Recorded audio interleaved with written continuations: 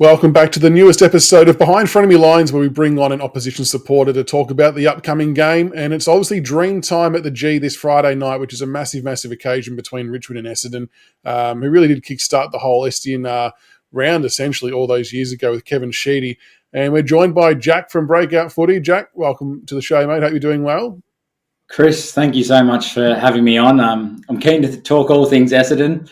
Disappointing last week with their game against the Bulldogs, which brings it back to level playing field for ourselves. But we'll talk about the outs for the Richmond Tigers, I'm sure, throughout this episode. And it's obviously disappointing for you guys as well. But how good is the occasion for Dreamtime at the G? I'm going to be attending it tomorrow night. It's such a great round of footy. And, really looking forward to not only discussing it with you, but obviously watching it tomorrow night. It's going to be huge. It's always a favourite night on the calendar. On the occasion itself, what were your thoughts about it being shifted? Because usually we're on a Saturday night time slot, and even the fact we're now in week 2, I don't know, I kind of feel like a little bit of the prestige was taken away from it by not being the main game in week 1. And maybe I'm just being a little bit selfish because there are 2 teams playing it. But I kind of feel like it was, a bit of the gloss taken off it, being shifted to Friday and then not one of the main games. Well, fortunate enough as an Essendon supporter, we get to have Anzac Day as well. And throughout the years, they've played extra games on Anzac Day on top of that as well. And I had the same thought that it takes the gloss off it a little bit, but I still think it's a standalone game. It's interesting that it is on a Friday night in comparison to the Saturday night. I'm interested to see in terms of the crowd what they're expecting, whether or not it's going to be around the 80,000. So, yeah, the AFL at the moment, there's a lot going on in headquarters from their perspective at the moment. So whether or not this one will be a tick of approval, I guess we'll find out tomorrow night. But I'm keen to try new things, but interested to see what they do. It's it's apparently a fully ticketed game now, so that usually hovers around the 80,000 mark, I guess, doesn't it, traditionally? So hopefully, I mean, a lot of it's obviously going to be weather dependent as well, I guess, as to what the final numbers look like. But hopefully it's a big turnout. But as you mentioned, the Bombers coming off what was probably arguably their worst game for quite some time, a 91-point loss to the Bulldogs. No one was more angry about that than Richmond supporters, because that always then says, well, we need a rebound game, and now we're coming up against one of the lower teams. We're going to come out firing. You didn't need any more motivation to be fired up. But how are you feeling after that game, and what went wrong last week? Wow, where do you start where things go wrong? Look, to be completely honest, we were just speaking a little bit off air about it, Chris, in terms of probably the expectations for the year. And you'll know this yourself, that we've probably far exceeded our expectations in terms of, from myself anyway. I had us around 12th to start the season. So to say that there was due for a loss along the way, like winning 5 out of 6 in a row, and to be honest, they weren't convincing wins whatsoever. You had the ones particularly against West Coast across over there, where we got off to a really sluggish start, really played one good quarter of footy in the third quarter. You go against North Melbourne the next week, where we start really well, have a great first quarter, and then just hold on for the rest of it. And then against Sydney, we probably played a really good first half, and then we're able to withstand and hold them off due to their poor ineffective going inside 50. So yeah, a lot of it was to do with us playing 1 or 2 good quarters of footy, and I think the opposition not capitalising on that. And it doesn't take much in the AFL now for momentum to swing the other way. And the Bulldogs were just so prolific, to answer your question from last week. The inside-out game that I talk about on my Breakout Footy podcast is so pivotal in the game of footy now. And the Bulldogs, we've known they've been such a good handball side for a long time, but it was on full display last week. They were exceptional, just as much as we were poor. And I don't want to make any excuses, because a 91-point drubbing is not fantastic, but they made us look really ordinary at the start. And then from there, we were just chasing our tail, and they looked really slick. I think, to be honest, the way they played, they would have beaten most teams by a decent margin on that night. That was probably the best a team had played for quite some time. They're a scary prospect when they actually get their shit together. They're a scary side. Yeah, absolutely that they are. And I guess they've been able to reinvent the side, the Bulldogs, not only from this year but from last year as well. They move on the likes of Bailey Smith with the game that is happening at the moment. They've moved on with a lot of other people, obviously the Jamara Ugle-Hagan off-field dramas that's happening there, and then Sam Darcy goes down with injury. We barely see Bont at the start of the year. Trelaw's been out, so you go, okay, Bulldogs are going to be no good this year. And then they find their recruits in James Harms, Matt Kennedy, even Sam Davidson. Just a lot of these players. Ev Richards has been rated the number one midfielder in the competition to start the year. They've just been able to rejuvenate their list and play their players in the best positions, which I think, funnily enough, Richmond has been able to do a little bit of this year, which is great to see. Yeah, we have been able to do it, I think, more so in the back half of the ground. And like, I suppose our game against the Kangaroos, it feels like the one that got away. Like, we know we're not going to win many games this year, and that was probably one that we were most definitely in a position to win, and we just didn't have enough class and composure and experience to get the job done. But it was interesting listening to the commentary on it that when we keep teams under 80 points, we're generally right in games or have won the game this year. And our backline, it's no surprise, has been one of our more stable parts of the ground. But it's been our lack of midfield pressure that's caused just a severe weight of inside 50s. The dam all breaks eventually, I guess. But it's going to be a big contest this week against Essendon, who do have a point to prove. Now, one of the players you lost in the off-season, I know we spoke about him when I was on your show earlier in the year, but Jake Stringer, has he ended up feeling like a bigger loss at all, or do you think you've been able to push on it and do fine without him?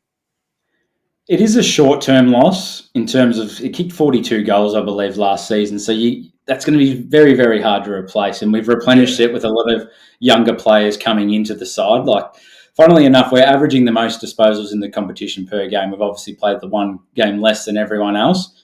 But going inside 50 has been our massive issue for the year. So I think that as much as us supporters probably don't want to admit it, I think it has affected us definitely in some aspects. I think Langford being out, missing some footy, and not returning to his best, to be completely transparent, has been costing us. And we've only scored 100 points once this year. And that was against Adelaide when they ended up kicking 25 goals against us and scoring 161 points. So when we are beating these sides like I just spoke about earlier, we're only just getting across the line from them, even when we've had a big lead. Like, the only good win we've had for the year was against Melbourne by 39 points. Yeah. And for the rest of the time, we've just sort of held on. And for a long time, Essendon hasn't been able to beat sides convincingly whatsoever. So that should give a little bit of optimism out there to the Tigers supporters that even if we get out to a lead at some point in the night, that you'll be able to peg it back. And we're fine with honourable losses at the moment, I think, with where we're at. At the other end of the ground for you guys, you obviously got Ben Mackay, who has been under the spotlight quite a bit this year, I think it's fair to say. What's your take on his season so far? Has he been delivering the output maybe recently that you would like, or does it need to go to another level? Where's he at? I think with our backline in general, not just to be specific for himself there for a minute, it's just been so mismatched. There hasn't been able to get any continuity within the side.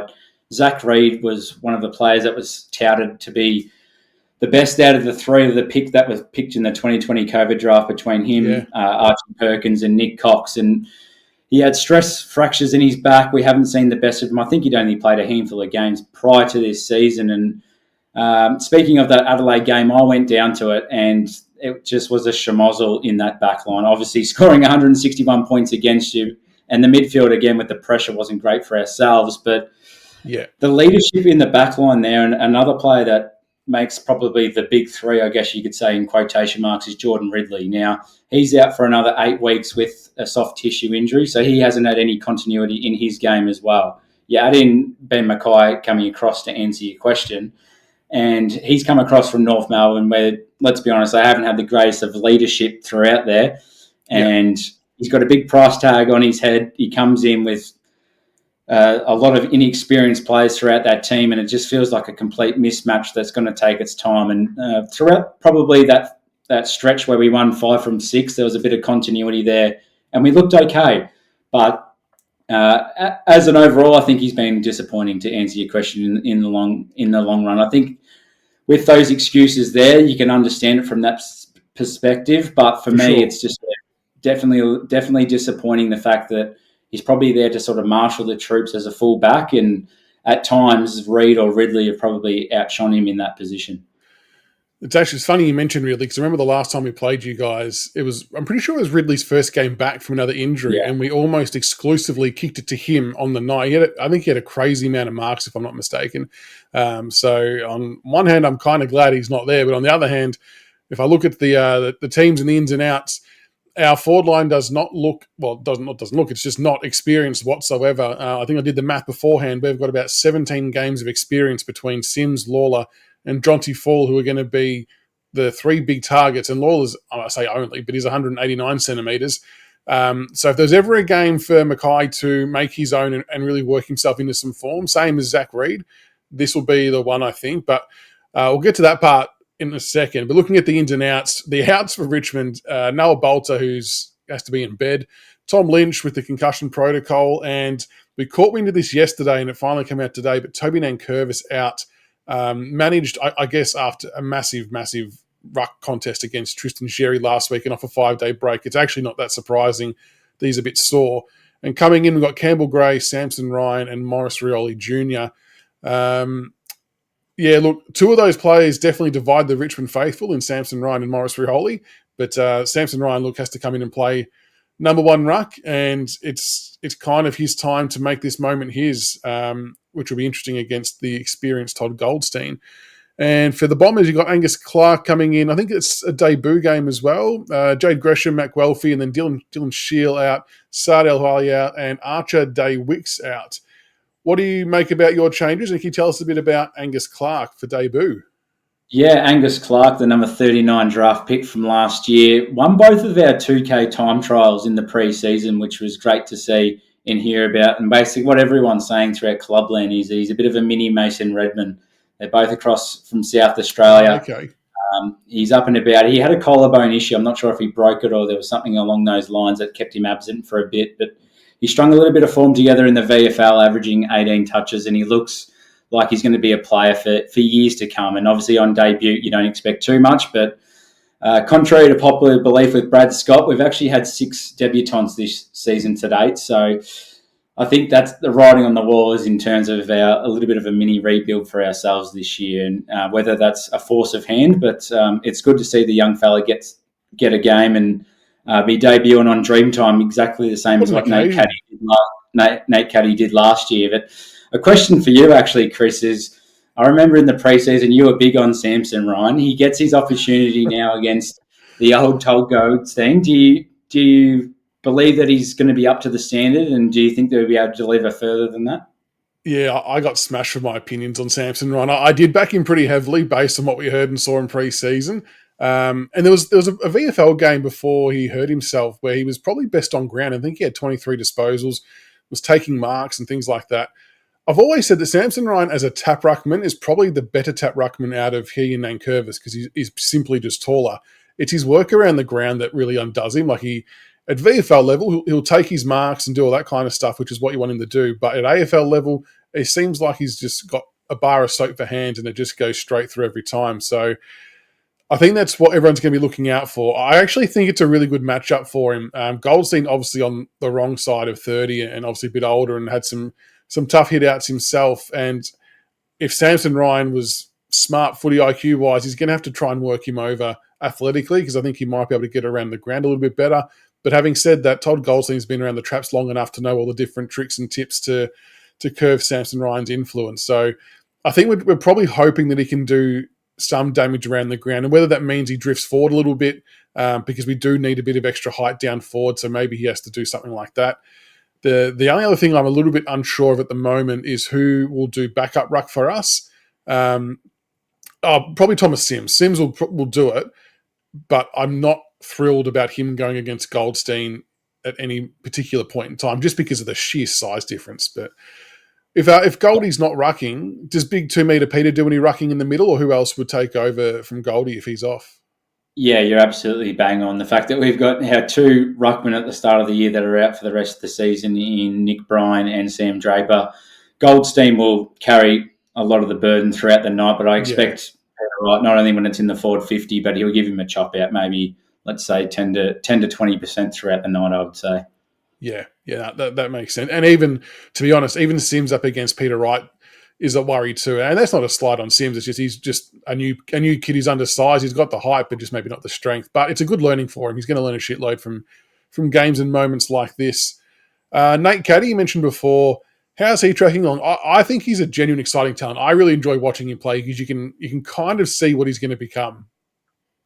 Yeah, I think that he does look exciting as well. I think people are sort of looking at around at sort of the goal tallies, but the thing that impresses me the most is the work rate and the desire to win the footy. He'll push himself up the ground and you'll find him on the back flank kicking it down, and you want him to be on the next kick, but then he's pushing his way back down to the full forward line. So I think that there is a lot of upside with him, as we know, as we just spoke about with Samson Ryan and the likes of even Thomas Sims as well.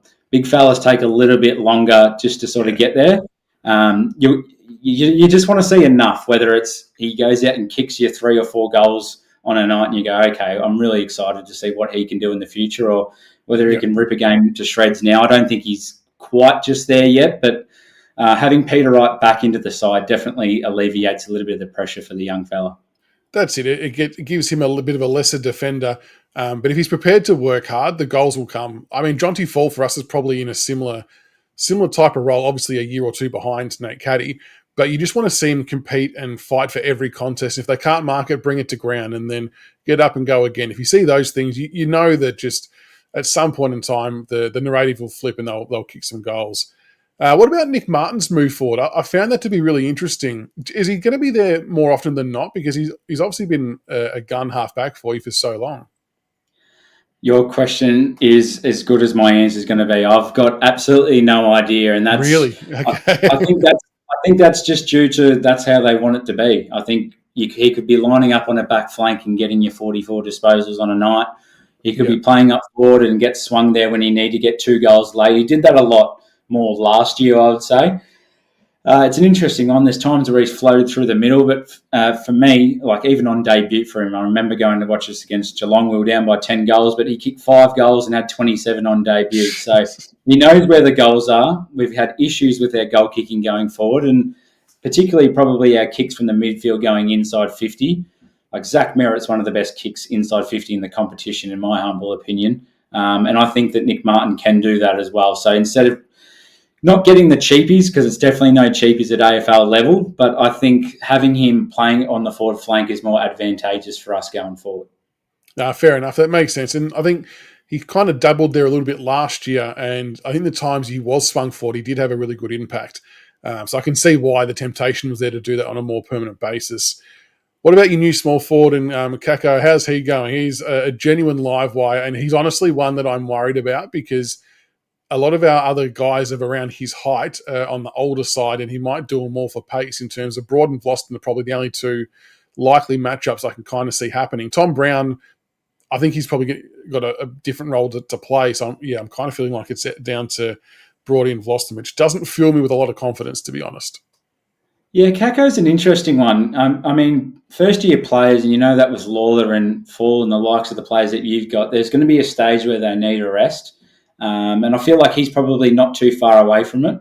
But you're right, Kako, he's probably had a couple of down weeks, and that's probably to no fault of his own. The ball just bloody hasn't been down there when it's going straight up the other end throughout the last couple of weeks. So that's not to his own fault. I will think he needed a rest at some stage, but you're right. This is a game where he could have a bit of a live wire about him and spark and get the team up and about and kick a couple potentially. But, I'm curious to see who they will play across him because, like you said, your defence is the worry for me and how well that it does hold up. Obviously, with Bolter out, that doesn't help that. But tell you what, that Nick Vlosten's still a bloody good player.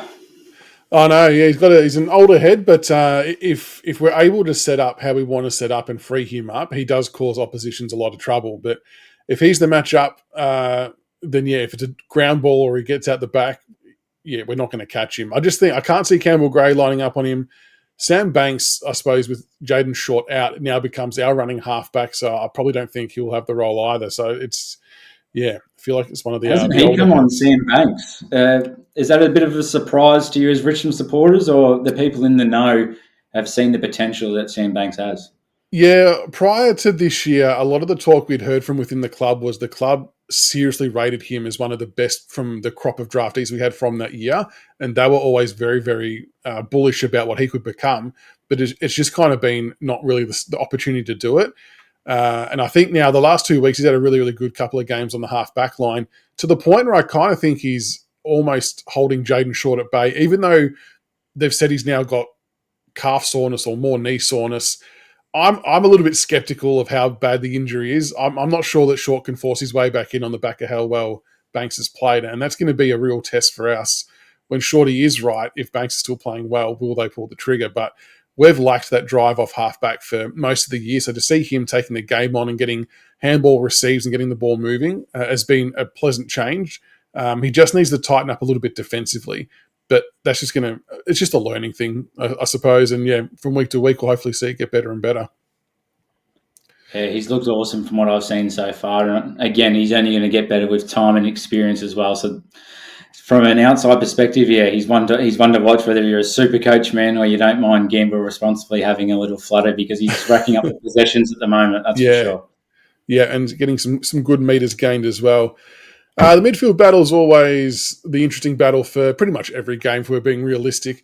And you mentioned Merritt before. He's one of the genuine stars of the competition, and he's very, very dangerous. And he's probably a player that I don't think is taggable, just because of the sheer work rate he has and his willingness to get from contest to contest.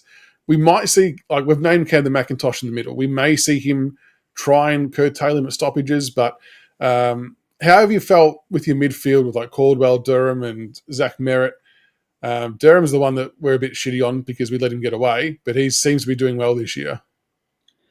Yeah, the midfield's been interesting for me. There's moments where I look at it and I go, it's exciting. There's a bit of grunt in there finally. You've got Caldwell. Again, he's a bloke that's soft tissue injuries and he's only just found himself back into the side. I think Durham shows a lot of grit around the footy. I think Merritt has that bit of polish and class that we need.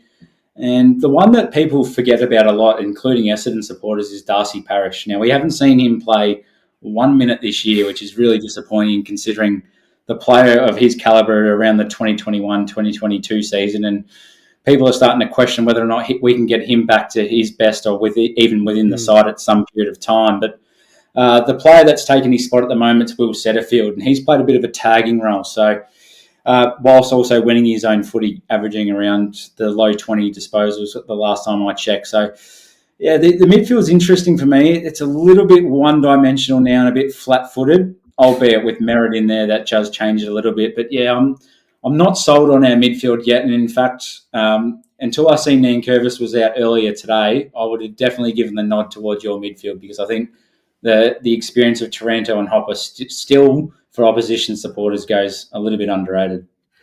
It's interesting you mentioned that you feel your midfield's flat-footed, because we feel the same about ours. So it could just be, who's able to etch out a bit more speed could get the job done. And like our clearance numbers, we got smoked last week, but typically our clearances aren't too bad. But it's about the quality of clearances. Like a lot of our clearances are dump kicks inside forward 50, which sometimes work but often don't. Whereas I'm finding opposition are able to get really clean centre breaks and they're able to stream inside 50 and have a nice pass. So I think that's going to be a big focus for us to try and, not just against Essendon, but just in general, to stop that. And potentially you'll be trying to stop the same thing. So that'll be interesting to see how that plays out. Yeah, it's a bit of a false stat in modern footy as well in terms of the clearance rates as well. Like I spoke about it last week with the Bulldogs and the way that they destroyed us through the middle. We were quite competitive when we won the footy. The issue was we weren't winning it first and they were dishing it out wide. They had it open and then the game was just spread out from there. So they were using it by hand going forward.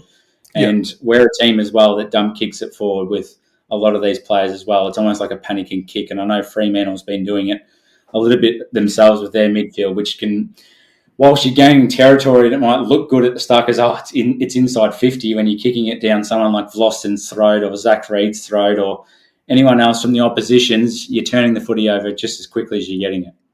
Exactly right. It is. You're right. It's such a deceiving stat. People often will boast about clearances, but yeah, it's how effective are they? We'll take a look at some of the key matchups, and I've realised I've got a typo on one of them, so that's excellent. But the first one I'll bring up, which hasn't got a typo, is Mansell against McGrath. McGrath, I've always really liked him, and I've probably always thought he was not far away from stepping into midfield, but it's just kind of never eventuated as a full-time midfielder. But he does provide a bit of drive off halfback, and I think Mansell might be someone who gets a job on him just because I think Mansell might be someone who can hurt the other way and doesn't mind a bit of the niggle and tough stuff to potentially try and throw McGrath off his game. But I can see these two, duking it out a little bit. But it's the halfbacks are one that we always have to try and curtail. Well, it's a perfect segue from you, Chris. We were just talking about dumping the footy and going long. He did have a bit of a stint in the midfield, did McGrath, and he's very quick off the first 5 to 10 metres with his burst away speed, but it is his disposal, unfortunately, that has let him down in the past. So, particularly when he was in throughout the midfield, it was a bit of a turn and snap and bomb it long. Whereas when he's behind the footy, particularly playing in the back pocket, he's got the whole ground ahead of him, so he can drive with with a bit of leg speed and get himself out of the contest, which is good. He actually doesn't play too bad as a bit of a lockdown defender as well. On Anzac Day, he held Bobby Hill to no disposals at half time. So there's glimpses of what he can do as a lockdown defender. A little bit of the issues, I think, with Andy is that it's few and far between at times. And again, that can be from the pressure of our midfield letting down our defence so many times. So, he can be a really, really good one-on-one player and then win his own ball and actually hurt you going the other way. Of just whether or not he can do that, because Mansfield, from what I've seen, he can be a tricky little small forward up there that if you don't keep your eye on him, he can be out the back for the Joe the Goose and get a quick goal and get the crowd involved. Yeah, exactly right. And I suppose maybe it's Seth Campbell that might get the job as well. I suppose they just raffle it off between them. The other thing I like about Andy Seth Campbell. Yeah, he's had a good year. I don't know how much you can read into the 19th best ranked player in the competition type of stat, but he's definitely been ultra impressive. And I kind of feel like it's come out of nowhere a little bit. You were big on him in the preseason. I do remember you saying watch Seth Campbell as well. Yeah, he's had a pretty good preseason, but I don't think anyone thought he would probably be as consistent as he has been. He's had maybe 1 or 2 down games, which is fine and to be expected. But he just keeps bobbing up in the right spot. And what I'm liking about his game now is we're starting to actually use him a bit further up the field around stoppages to help get some clearances, which I think we desperately need to have that type of breakaway speed from the pack because we just don't have it with a lot of other players. So, yeah, he's become adding a few more strings to his bow, which is nice. The next matchup is the one with the typo. It's clearly Ben Miller, not Noah Bolter, but I've got Miller up against big 2 metre Peter. This one does concern me a little bit, ironically, because we don't have Bolter, because I find that Miller plays a lot better and a lot more composed when he has Bolter by his side. But Campbell Gray will be down there as well. I don't think he will get Peter right. I think that would be too big of an ask. But what worries me is Peter Wright, if he gets his marking game on, he is very, very difficult to stop without giving away a free kick because he does have a good knack of marking the ball at the highest point. And while Miller does do okay typically in one-on-one contests, if we don't apply pressure to the midfield and give some easy inside 50s, I can kind of see Wright getting off the chain a little bit if we don't stop those two things. Yeah, 100% right. I think with Peter Wright, funnily enough, speaking about him just then, he's lacked a little bit of combativeness when he's come back. He had a suspension against Sydney. Well, I don't know if it was last season or the year before, where he hip and shouldered, I think it was Cunningham too high, and he got the 4 weeks at the time. And then he had an injury, couldn't get himself back into the side. And he sort of, I don't know if he would say it's the competitiveness, because, again, being an AFL footballer is not easy, but just felt like he was 1 or 2 steps off, always behind the ball. And then by the time he'd go to market, he'd be late. We've seen him kick 6 against West Coast in his return game this year. And I feel like if we are to win this game tomorrow night, that he's a big show to have a big night. And Miller in round 1 against Carlton was sensational. I don't know a lot about his form for the rest of the season. Has he been a little bit up and down? But I think you're right, if Wright can get off the chain, it could be disastrous. He's been okay. There's probably been one game that was a bit of a disaster for him against Fremantle. Tracy got off the leash pretty big time. And Uze just didn't really react quick enough to make a change. And this is where I kind of thought we might have brought in Jacob Blight as well, who can double as a forward and a defender. Probably defender first, then forward. I just thought he would add a bit more of athleticism and ability to read the ball and spoil, intercept, mark, do whatever. But without him, it definitely gives Wright a big chance. And Miller's going to have to be on his game. And the whole team defence will have to be on their game to make sure there's no easy ball. We talked about the midfield earlier. Like I said, I don't think we're going to tag Merritt. I think we might see someone like Hopper and Merritt go head-to-head. Hopper's been arguably one of our best midfielders all year alongside Taranto. I don't want to jinx him, but it's the fittest he's been, so I won't go the other way and say the other word that starts with I, because I tend to jinx all of our players when I do it. But he's running across the ground really well at the moment, winning his fair chunk of the ball. And Merritt, we know what Merritt's like. You know what he's going to give on a weekly basis. But do you see those two players lining up against each other often at centre bounces? Do you put any work into Hopper and Taranto, or do you just have everyone go head-to-head?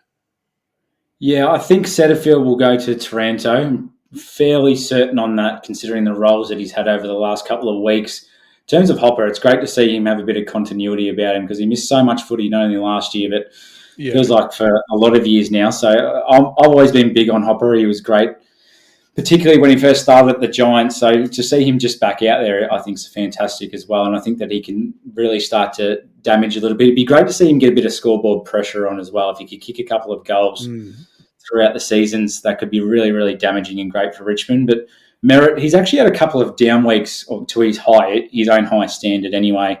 Disappointing last week, and even against Sydney, he wasn't massive as well. So I'd expect him to be fit. So he's due for a big one. Bloody hell. Yeah, to be honest, I think he's due.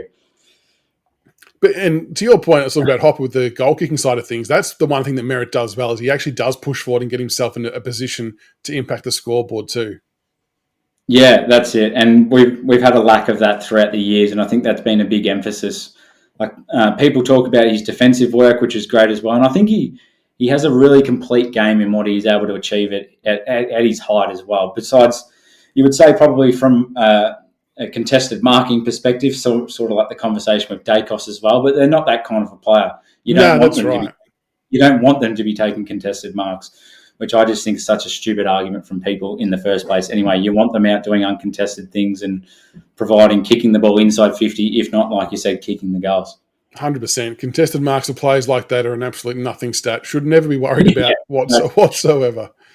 Exactly. And the last one was the clash of the Titans. We've gone from Sherry against Nang to Samson Ryan having to shoulder load against Todd Goldstein. I know we mentioned a little bit earlier, but a lot rides on this. And for Samson Ryan in particular, I don't want to say this is going to be career-defining, but it's going to be very close to being career-defining because the games he's played with us this year, he's been playing alongside Nang. So the game that sticks out for most Richmond people was the Brisbane game, when in the last quarter, I don't know what exactly went wrong at three-quarter time, but Samson Ryan was starting the ruck in the last quarter. And I think we might have been against Gold Coast. And we were winning by a good margin, and we lost the first 3 or 4 centre clearances in the blink of an eye, and Witts was just destroying him, and they obviously caught up and almost won it. So he's going to have to learn from it. I think this will be his first game for a long, long time as a genuine number one ruck. But how's Goldie been for you this year in the ruck department, given his age and size and whatnot? Is he still getting around as well as he used to? Well, he got a little bit of a bath like the rest of our midfield did last weekend from Tim English. He's always going to be serviceable. He'll be combative again around the contest as well. And you're right, I think it could be a legacy game for Samson Ryan. If he can get up and not only just equalise, let's say, the hit-outs, for example, but beat him up around the ground and, who knows, get 15 disposals, take a couple of marks himself, maybe even kick a goal or two, I think that it could be a big way for Richmond to go and have a big upset. And it's weird because with the outs that we've got, if we can equalise in this part of the ground, we still have a small glimmer of hope. The problem is, I think, it's just our forward line. We've just got nothing down there of experience. And I do think that's going to be the strongest part of the ground for you guys, especially. Like Mason Redmond, I fear, is going to have a field day down there. It does love to get a bit of a switch kick and get it going. So that's my main concern. But we might see Sam Lawler spend some time in the midfield, which would be nice. He's only had 4 centre-backs attendances last week. But, yeah, we're kind of going to need him to have a big game to assist the rest of the forwards. So tough going in our forward line this week. Yeah, it's funny you mention about Redmond as well. He's a bit of a barometer for our side. If he's getting around your 30 disposals, it means that we're getting uncontested footy and we're pushing around, and the rest of the back line's obviously holding up and doing their job. So when I see that stat line for him, it's usually an indication that we've won the game. So because he doesn't obviously always get 30 touches, but when he does, I look at it and I go, okay, that means that our back line's set up, we're ready to go, and like you said, we're switching it, and he's gaining the ball by territory. Yeah, and what's interesting is one thing I've noticed with us, with teams who do shift it across the back line really well, because Tom Lynch is kind of always that player at the forefront trying to slow that down. He's actually obviously quite slow himself, so he's not really able to impact those marks. Maybe by having him not there, and it's, the younger guys have a bit more spring in their step, we might actually be able to shut off those exit kicks a little bit better and hold up play. But I've just found that we've not been able to defend the switches very well at all. And then the end result ends up being the opposition get the ball to the end of the exit of the 50 and they're just walking through the corridor because we're all over the shop. So in some ways it could be a small blessing in disguise, but from an aerial standpoint, not having Lynch there hurts immensely because, like you guys, we bomb it in long. So unless we lower our eyes, it's going to be pretty difficult. Well, that's one to watch for everyone out there to see what it's like if you're actually at the ground or if you're watching it on the TV. I think that's a great insight there, Chris, for how your forward line will be defending. I reckon that's good. Yeah, and I know a lot of people have been ultra critical of the inclusion of Maurice Rioli Jr., probably more so because his VFL form hasn't stood up maybe compared to others. So last week, for example, he had 3 quarters of almost quite literally nothing. And then in the last quarter, they actually put him in the midfield and he almost won the game for us from a 6-goal deficit with how important he was. I've been a huge, huge fan of putting him in the midfield for a while. I guess the problem is his form's has hardly sort of warranted extended games, far be it in the midfield. But I look at what Cosy Pickett does, what Liam Ryan did to us a couple of weeks ago, and that's kind of the role I see for him. I don't actually think he's going to be a very good small forward. But when it comes to guarding the ground and applying pressure to play, switching out of the back line, he'll be another one that's really important to do that. And, being a Dreamtime game, I'm sure he's going to get himself up and about for that moment as well. But hopefully, look, I don't think we'll see him in the midfield, but geez, I'd love to see him have a centre bounce or two. Might make it interesting. We've seen some glimpses of what he could do against, I think it was against Gold Coast at Marvel. There was just some patches there where I just looked and went, "Whoa, there's a player there. I can see what's going on." I don't think he was that effective with his disposal, nor did he have a heap of it. But there was just enough there where you go, "Okay, this bloke's got something." Yeah, and the problem we've got is because we keep playing him as a small forward, similar to what you were saying before about Essendon, our delivery and ball movement to our forwards is diabolical. So he's not ever really in a strong position to get possession. So he can often, in footy terms, go cold or go missing for substantial periods and then can't get into the game. But anytime he's been pushed further up the ground, gets onto the wing, up and around stoppages, that's when he feels good about himself. He gets some easy possessions, creates some 1-2, zigzags through a couple of players, and you start to see a bit more from him. So he's very much a confidence player, and I'm hoping that we try something similar because otherwise, in a lot of ways, we end up being almost a player short when we don't get him involved. Yeah, absolutely. It's a great point. The final one I'll ask, what are some key things do you think Essendon need to do to win this game? Is there any particular part of your game plan that you want to see rectified from last week that you think will go a long way into winning tomorrow night? Well, yeah, we spoke about clearances earlier, and I don't think necessarily winning the clearances is the way to go about it, but as simple as a stat for me is just going to be time in forward half. If we can have that ball down in there and have ourselves set up across there, I think it's going to be hard for you guys to be able to actually generate from your back half and get it out if we are actually set up as well as what we should be. So that then essentially comes down to us winning the ball around there and getting it forward.